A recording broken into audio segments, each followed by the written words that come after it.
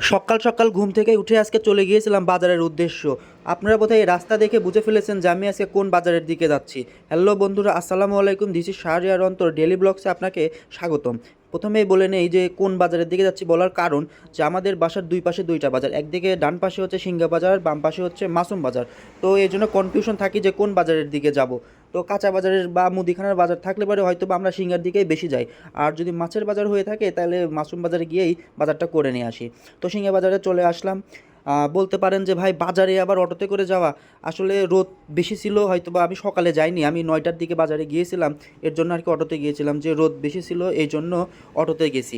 তো প্রথমে আমি আমার মুদিখানার যে লিস্টটা ছিল, যে মশলাপাতি বা তেল টেল এটাগুলো নেওয়ার জন্য আমি প্রথমে এই ভাইয়ের দোকানে চলে আসি। ভাইকে সালাম দিয়ে বললাম যে ভাই আমার এই বাজারগুলো লাগবে, আমি সাধারণত বাজার খুব কম করি। তো ভাই আমাকে বললো যে ভাই কোনো চিন্তা নেই, আপনি নিশ্চিন্তে আমাকে বাজারের লিস্ট দিতে পারেন, আমি আপনাকে কোনো প্রকারে ঠকাবো না, ইনশাল্লাহ আপনাকে ভালো জিনিস দেওয়ার চেষ্টা করবো। তো লিস্টটা দিয়ে আমি ওখানে দেরি না করে চলে গেলাম মাছের বাজারে, যেহেতু এখানে থাকলে আমার সময় অপচয় হবে, এই জন্য মাছের বাজারে গিয়ে মাছের ঘোরাঘুরি করে দেখলাম তো আজকে ভালোই মাছ উঠছে। তো ওনারা বলতেছে যে মামা আসেন মাছ নিয়ে নেন, আজকে বেলা হয়ে গেছে, মাছগুলো খুব দ্রুত কম দামে ছেড়ে দিব, যদি নেন খুব কম দামে ছেড়ে দিব।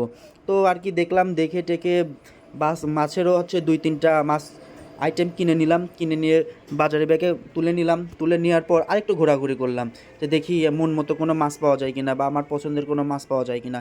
এখানে প্রায় নদীর মাছ বা হচ্ছে আর কি ওই যে বিলের মাছ এখানে খুব ওঠে। তো আপনার চাইলে কিন্তু সিংহা বাজারে এসে এই নদীর মাছ বা বিলের মাছ কিনতে পারেন।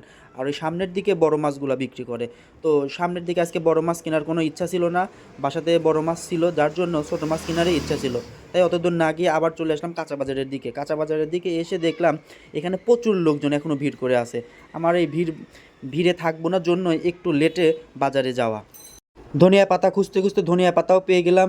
এই আমি যাদের থেকে বাজার নেই তাদেরকে বেশিরভাগ টুপিওয়ালা আঙ্কেলদের থেকেই নেই, কী জন্য নেই, তারা তাতে আমাদেরকে ঠকায় কম। তো আমি এই আঙ্কেলের কাছে গিয়ে বললাম, আঙ্কেল আমার দুই একটা হচ্ছে বাজার লাগবে। তো বললো কী কী দিবা বলো। তো ফার্স্টে উনি হচ্ছে দাড়িতে উঠায় নেওয়ার পর বলতেছে এই টাকা। তো আমি বললাম যে শোনেন, আমি কিন্তু আপনার ইনসাফের পর দিয়ে দিচ্ছি, আমি কোনো হাত দিব না, কোনো কিছু করব না, আপনি আপনার মন মতো আমাকে হচ্ছে বাজার তুলে দিবেন, কয় টাকা নেবেন কি। তখন বলতেছে যে আপনি খুব চালাক ব্যক্তি, আমাকে ঠকাচ্ছেন, যার জন্য এখন আমি তো আমার হচ্ছে ইনসাফের পর পড়ে গেলাম, আমি আপনাকে এখন ভালো জিনিস তারা দিতে পারবো না। তো ওখান থেকে শেষ করে ভিতরে চলে আসি। ভিতরে এই মামার কাছে সব সময় হচ্ছে টাটকা এবং আনকমন জিনিস পাওয়া যায়। এখানে যা পাওয়া যায় বাইরে হয়তো বা সচরাচর সেগুলো পাওয়া যায় না। তো এনার কাছ থেকে আমি আমার 2-3টা জিনিস নিয়ে নিলাম, পছন্দের ফুলকপিটা নিয়ে নিলাম। এখান থেকে নেওয়ার পরে আমার বাজার প্রায় শেষের দিকে, সব লিস্টগুলো নিয়ে চলে গেলাম রাস্তার পরে গিয়ে আরেকটা দোকানে লিস্ট দিয়ে আসলাম। ওনারা বললো যে হ্যাঁ আপনি এটা বাসায় পাঠাই দিব নে, আপনি চলে যান। তো রাস্তার পর থেকে চিন্তা করলাম এখানেও আর হাইটে যাওয়া যাবে না, যেহেতু রোদ প্রচুর, আমি আবার অটোতে উঠে পড়লাম। অটোতে উঠে বাসার থেকে ফোন দিল যে মাছ নিয়ে আসতে, আবার বড় মাছ নিয়ে আসতে। তো যেহেতু অটোতে উঠেই পড়েছি, তো চিন্তা করলাম তাহলে মাছ আমাদের মোড়ের পর থেকে কিনবো। বাইপাস মোড়ের পর কিন্তু আমাদের 2-3টা মাছের দোকান আছে, এখানে বড় মাছ বিক্রি করে।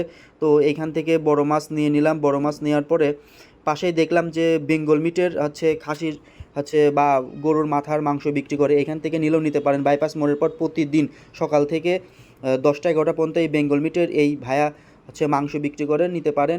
তো এগুলো নেওয়ার পর সামনে দেখি ছোটো ভাই হচ্ছে ডাকতেছে যে ভাই কিছু নদীর মাছ বা কিছু হচ্ছে বিলের হচ্ছে পুঁটি ট্যাংরা আছে, এগুলো নিতে পারেন।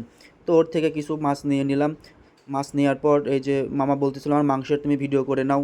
তো যাই হোক, আজকের ভিডিও এই পর্যন্তই শেষ।